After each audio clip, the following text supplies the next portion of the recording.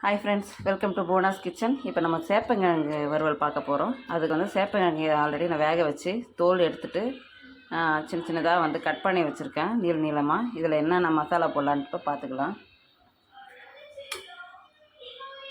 இஞ்சி பூண்டு பேஸ்ட்டு,